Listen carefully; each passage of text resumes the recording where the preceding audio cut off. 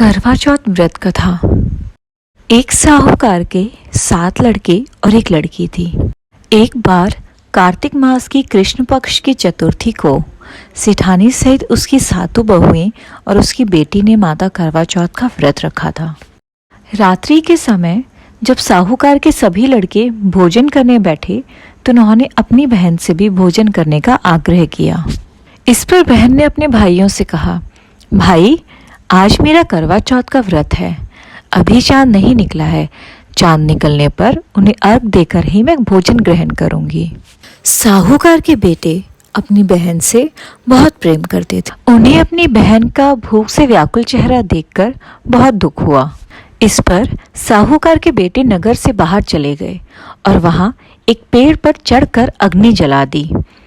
घर पर वापस आकर उन्होंने अपनी बहन से कहा, देखो बहन, चांद निकल आया है। अब तुम उन्हें अर्घ देकर भोजन ग्रहण कर सकती हो। साहूकार की बेटी अपनी भाभियों के पास गई और उन्हें बोला कि देखो, चांद निकल आया है। अब आप लोग भी अर्घ देकर भोजन ग्रहण कर लो। ननंद की बात सुनकर भाभियों ने कहा, बहन, अभी चांद नहीं निकला है। तुम्हारे भाइयों ने धोखे से अग्नि जलाकर प्रकाश को चांद के रूप में तुम्हें दिखाया है। साहूकार की बेटी ने अपनी भाभियों की बात को अनसुना कर दिया और भाइयों के द्वारा दिखाए गए चांद को अर्घ देकर भोजन करने का फैसला किया। चांद को अर्घ देकर वो भोजन करने बैठी। जब उन्होंने पहला कोर लिया तो उस कोर को लेते ही उनको छींक आ गई। भोजन के दूसरे कोर में बाल निकल आया और जैसे ही तीसरा कोर खाने की कोशिश करती, ससुराल से उनके पति की मृत्यु का समाचार मिल गया। पति की मृत्यु का समाचार सुनते ही वो भागी भागी ससुराल पहुंची। ससुराल पहुंचने के बाद उसने देखा कि उसका पति मर चुका है। उसके परिवार के सदस्य पति के मृत शरीर के सामने व्याकुल होकर रो रहे हैं।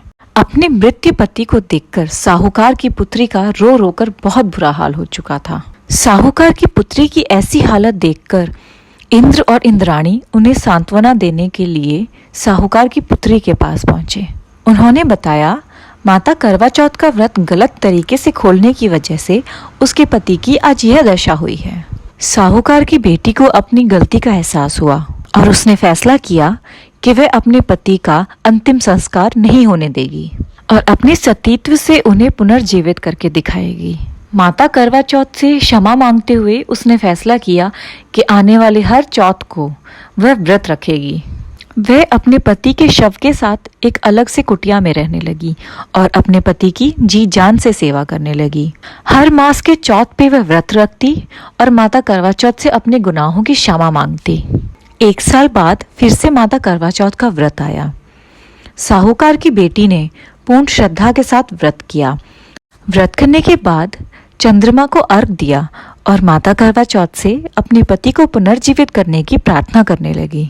उसके श्रद्धापूर्ण भक्ति भाव को देखकर माता करवा चौथ उससे प्रसन्न हो गई और माता ने प्रसन्न होकर उसके पति को पुनर्जीवन दान दे दिया और साथ ही यह भी कहा कि जो भी सुहागन महिलाएं इस व्रत को करेंगी, भक्ति भाव से पूजन करेंगी और चंद्रमा को अर्घ देकर व्रत खोलेंगी, उनके पति की दीर्घायु होगी। तभी से पूरे देश में माता करवा चौथ का व्रत बहुत धूमधाम से मनाया जाता है। बोलो माता करवा चौथ की जय।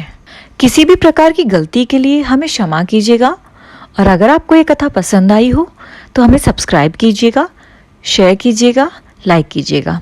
Thank you.